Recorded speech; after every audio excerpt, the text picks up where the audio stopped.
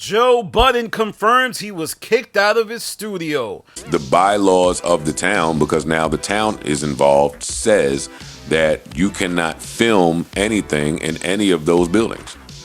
Oh. That's the long and short of it. Now, you could choose to fight that and go to court and spend the money, but somebody over there got the town involved, and that's what it is. For me, I didn't want none of my people to continue to be surveilled and scrutinized and treated That was a certain way. yeah.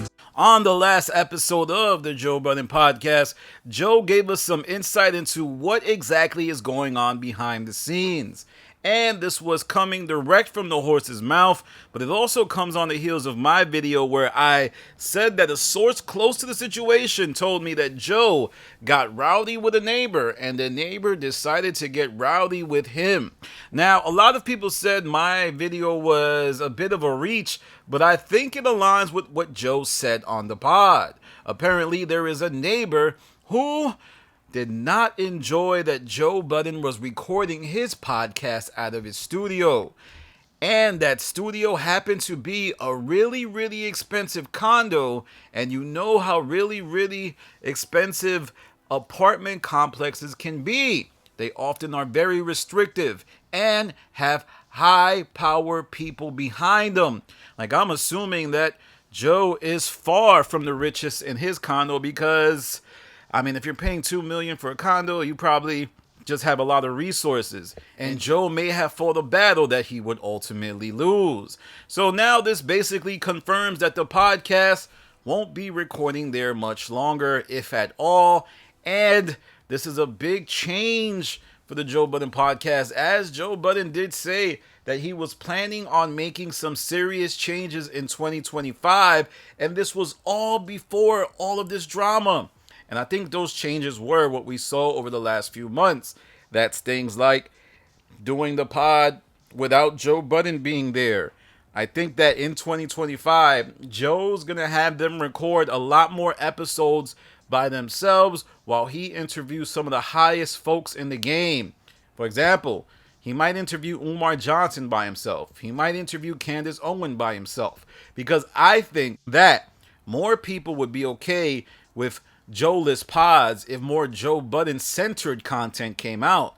I know I've been watching some folks thinking that Joe Budden is going to hide himself behind the Patreon and put the podcast for free without him, but I don't think that's going to happen. I think Joe knows the power of visibility, and if you make everything premium, then you become less visible and other folks might encroach on your success. But let me know what you think. Do you feel like this is a big setback for the Joe Budden podcast? What do you think Joe does next? I think he is likely to get a studio somewhere in New Jersey. I think New York is just too expensive. Though Queensflip was able to find his own studio, so maybe he's going to go that route. Who knows? And like I said before, I mean, the fact that Joe got this far without getting a studio is very tough. You would think he would have made inroads into proper infrastructure, considering with how successful he is. Maybe he could get with someone. And what you're seeing right now is the downfalls of being independent. Yes, being independent is great. You get to keep your rights. But let's say he was with Spotify. Spotify would have their own studio for Joe. Hey, we have our own offices, Joe. Just come in and record there. We'll even build you something out because you're signed to our network. Like, if you look at Bill Simmons, a lot of his stuff is Spotify backed. So it's very easy for him to, film in places that are just more in a line with his type of content. But Joe, he has to figure it out.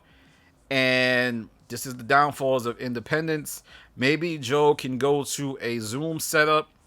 Zoom setups are getting more and more exquisite, and I think Joe could pull it off, but this is a cast that I don't think they're down for the ups and downs of independency. And that's why Joe asked a few days ago, are y'all really ready to get it out the mud?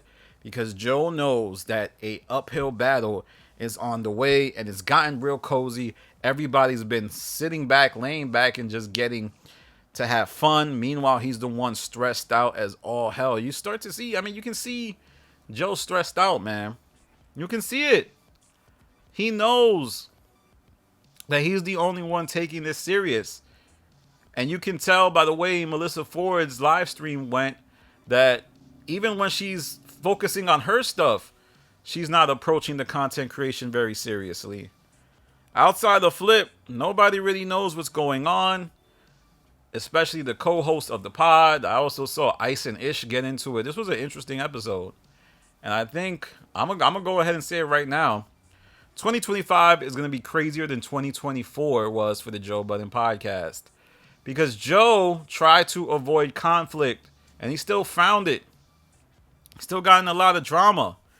I think this time around, Joe won't be avoiding conflict. I think 2025 is a shaking the tree year for the JBP, and I am going to be here on my platform covering it all as it all falls down.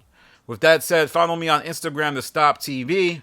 Follow me on Twitter, The Stop TV. This is Danny from The Stop. Peace.